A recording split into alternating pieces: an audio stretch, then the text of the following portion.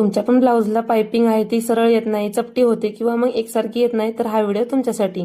So बघा इथे आपली पाइपिंग किती सुंदर आणि किती एकसारखी रेडी झाली आहे। सो हाय हॅलो नमस्कार, निहारिका फॅशन या आपल्या युट्यूब चॅनलमध्ये तुम्हा सर्वांचं सहर्ष स्वागत आहे।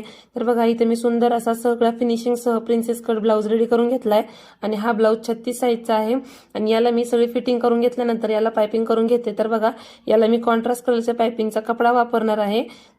तर मी सगळ्यात पहिला हा कपडा घेते आणि आपल्याला याच्या तिरक्या पट्ट्या कट करून घ्यायच्या, जेणेकरून आपली पाइपिंग फिनिशिंग सह रेडी होते आणि आपली पाइपिंग उलटी सुद्धा पडत नाही। तर मी तर पट्टीच्या आकाराच्या इथं पट्ट्या कट करून घेते, ज्या बघा अशा स्ट्रेच व्हायला पाहिजे।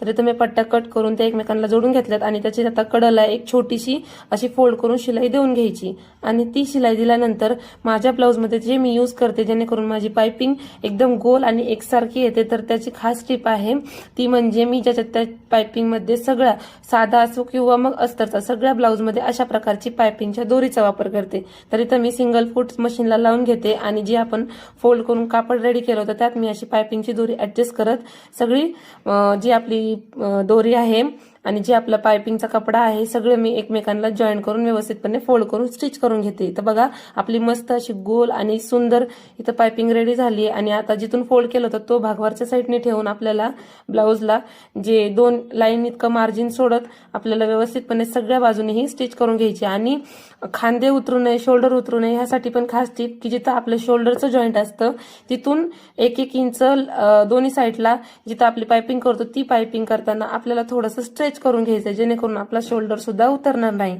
आणि इथं मी सगळं चारी साईडला एका स्टार्टिंग पॉइंट पासून दुसऱ्या स्टार्टिंग एंडिंग पर्यंत मी सगळे इथं पाइपिंगची जी दोरी आहे ती अटॅच करून घेतली आणि आता आपल्याला जी पाइपिंगची दोरी आहे ती उलटी का पडते, तर आतल्या आपलं जे अस्तर एक्स्ट्राचं फॅब्रिक आहे ते आपण कट करत नाही।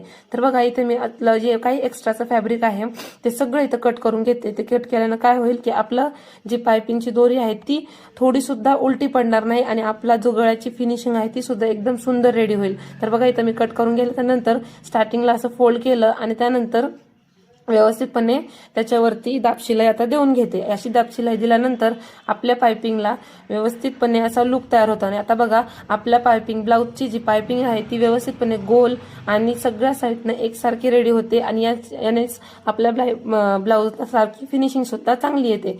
तर बघा अशा प्रकारे इथे आपली बाहेरनं तर पाइपिंग व्यवस्थित दिसतेच, पण आतल्या साईडने कुठेही धागे दोरे दिसत नाही आणि आपला ब्लाऊज एकदम प्रोफेशनल स्टाईल रेडी होतो।